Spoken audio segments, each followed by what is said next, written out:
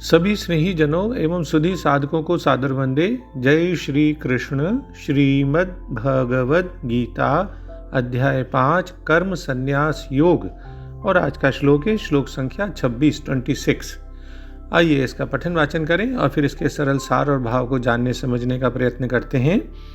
काम क्रोध वियुक्तानां यतीनां यतचेतसाम्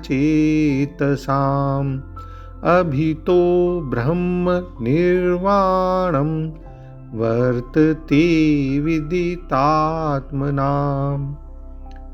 पिछले श्लोक में भगवान ने कहा था कि जिनके सब पाप नष्ट हो गए हैं, जिनके सब संशय ज्ञान के द्वारा निवृत्त हो गए हैं, जो संपूर्ण प्राणियों के हित में रत हैं और जिनका जीता हुआ मन निश्चल भाव से परमात्मा में स्थित है, वे ब्रह्मवेत्ता पुरुष शांत ब्रह्म को प्राप्त होते हैं। अब आगे उसी बात को बढ़ाते हुए भगवान कहते हैं, ऐसे ऋषियों के लक्षण भी इसमें बताए गए हैं कि काम क्रोध से रहित जीते हुए चित्त वाले पर ब्रह्म परमात्मा का साक्षात्कार किए हुए ज्ञानी पुरुषों के लिए सब ओर से शांत पर ब्रह्म परमात्मा ही परिपूर्ण हैं। To those wise men who are free from lust and anger, who have subdued their mind and have realized God, Brahma, the abode of eternal peace, is present all round. तो पदच्छेद के माध्यम से पहले संस्कृत शब्दों का हिंदी अर्थ देख लें। काम क्रोध वियुक्ता नाम, यानी काम और क्रोध से रहित, यत चेत साम, जीते हुए चित्त वाले, विदितात्म नाम, परब्रह्म परमात्मा का साक्षात्कार किए हुए, यति नाम, ज्ञानी पुरुषों के लिए, अभितः, सब ओर से, ब्रह्म निर्वाणम, शांत परब्रह्म परमात्मा ही वर्तते, परिपूर्ण हैं। तो जैसा कि आदि शंकराचार्य जी लिखते हैं कि जो काम और क्रोध यानी कामना और क्रोध इन दोनों दोषों से रहित हो चुके हैं, जिन्होंने अंतःकरण को अपने वश में कर लिया है, जिन्होंने आत्मा को जान लिया है, ऐसे आत्मज्ञानी सम्यकदर्शी यति सन्यासियों को दोनों ओर से, यानी जीवित रहते हुए भी और मरने के बाद भी, दोनों अवस्थाओं में ब्रह्म निर्वाण यानी मोक्ष प्राप्त रहता है। तो यहाँ यथार्थ ज्ञान में निष्ठा वाले सन्यासियों के लिए सद्य यानी तुरंत ही होने वाली मुक्ति बतलाई गई है। तो जिन ज्ञानी पुरुषों में ऐसे लक्षण हैं, वे लोग फिर सभी तरह के व्यक्तियों के बीच में रहने के बावजूद भी उनके अवगुणों का स्पर्श तक नहीं कर पाते, उनको अवगुणों का स्पर्श नहीं होता। तो इसलिए भगवान कहते हैं कि जो पुरुष अपने पुरुषार्थ के बल पर मन की कामना और क्रोध की प्रवृत्तियों को जीत लेता है, शास्त्रों में जो बताया गया ऐसा देवी जीवन के मार्ग का अनुसरण करता है, ऐसा व्यक्ति आत्मज्ञान को प्राप्त करके इस समत्व को प्राप्त कर लेता है कि जिसे कोई भी वस्तु या परिस्थिति फिर विचलित नहीं कर पाती। वह इसी जीवन में और देह त्याग के बाद भी ब्रह्मानंद में ही स्थित रहता है। तो भाव यही है, जैसा स्वामी शील प्रभुपाद जी कहते हैं कि जो क्रोध तथा समस्त भौतिक इच्छाओं से रहित हैं, जो स्वरूप सिद्ध हैं, आत्मसंयमी हैं और सिद्धि संसिद्धि के लिए निरंतर प्रयास करते हैं, उनकी मुक्ति निकट भविष्य में सुनिश्चित है। काम को ही तो बहुत बड़ा शत्रु कहा गया है और उसको कंट्रोल करेंगे तो फिर क्रोध भी नहीं आएगा, क्योंकि कामना में जब बाधा पड़ती है तब क्रोध आता है। भागवत में भी 4.22.39 में इस प्रकार की बात आई है, जिससे पुष्टि होती है, यद पाद पंकज पलाश, कि भक्ति पूर्वक भगवान वासुदेव की पूजा करने का प्रयास तो करो। बड़े से बड़े साधु पुरुष भी इंद्रियों के वेग को अपनी कुशलता से रोक पाने में समर्थ नहीं हो पाते, उनके मुकाबले जितना कि वे लोग जो कि सकाम कर्मों की तेज इच्छा को समूल नष्ट करके और फिर भगवान के चरण कमलों की सेवा करके दिव्य आनंद में लीन रहते हैं। 24वें और 25वें श्लोकों में भगवान ने सांख्य योग के साधकों द्वारा निर्वाण ब्रह्म को प्राप्त करने की बात कही थी। अब इस श्लोक में बताते हैं कि निर्वाण ब्रह्म की प्राप्ति हो जाने पर उनका कैसा अनुभव होता है, कि काम क्रोध से सर्वथा रहित होकर जीते हुए मन वाले स्वरूप का साक्षात्कार किए हुए सांख्य योगियों के लिए सब ओर से, शरीर के रहते हुए या शरीर छूटने के बाद भी निर्वाण ब्रह्म परिपूर्ण है। तो काम क्रोध वियुक्ता नाम, यानी इनसे, काम से और क्रोध से सर्वथा रहित होना बहुत आवश्यक है। सिद्ध महापुरुषों में काम क्रोध आदि दोषों की तो गंध भी नहीं रहती। हम जानते हैं कि बहुत से साधक ऐसे हैं जो साधना करते हैं और उनका ये अनुभव होता है कि पहले कि काम क्रोध आदि दोष पहले जितनी जल्दी आते थे अब उतनी जल्दी नहीं आते।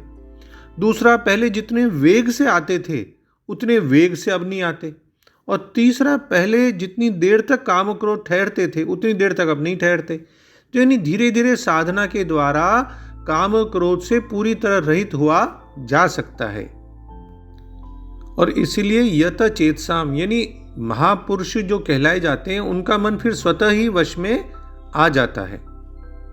अभी तो ब्रह्म निर्वाणम, अपने स्वरूप का वास्तविक बोध हो जाने से उन महापुरुषों को यहाँ विदितात्म नाम कहा गया है।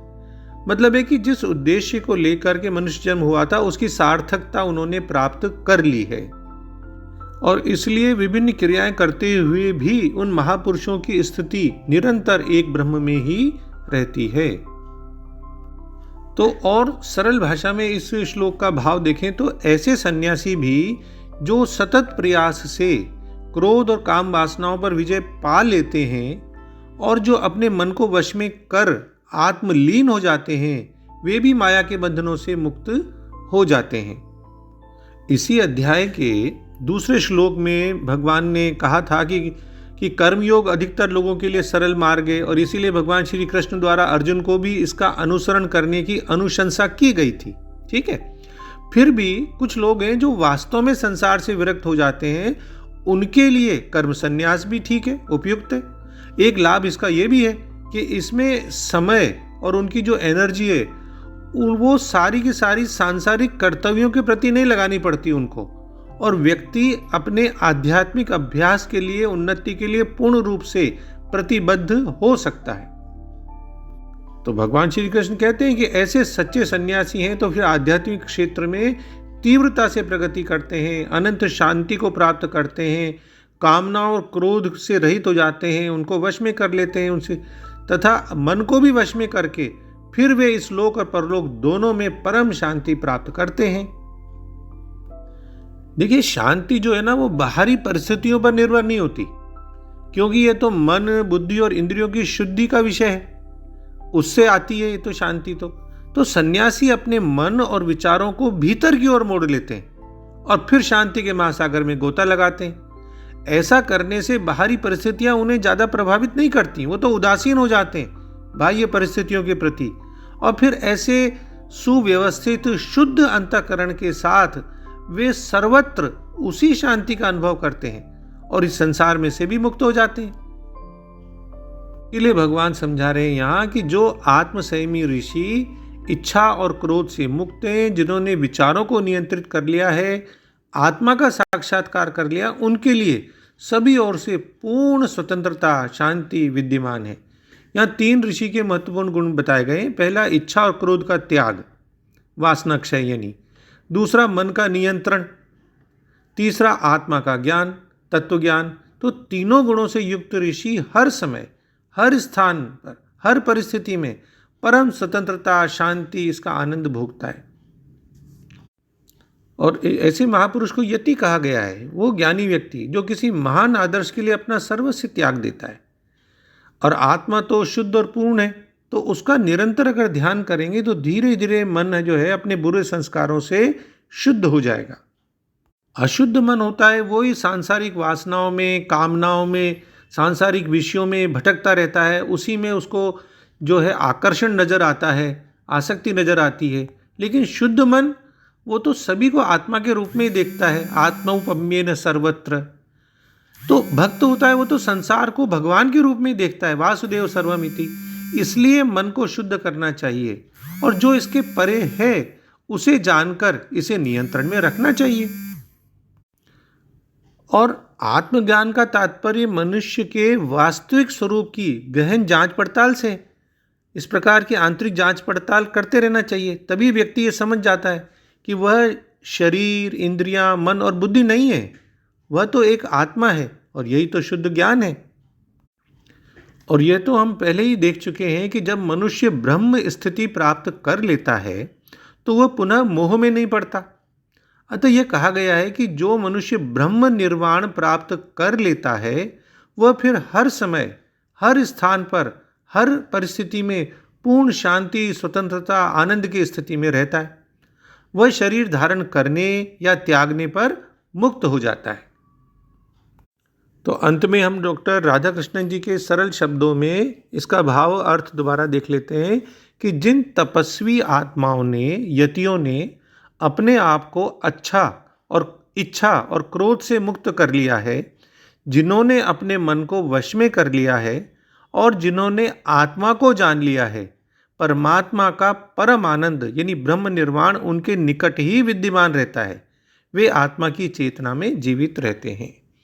जय श्री कृष्ण। ओम श्री कृष्णार्पणमस्तु। डॉक्टर BK शर्मा के प्रणाम और किसी भी भूल अथवा त्रुटि के लिए क्षमा।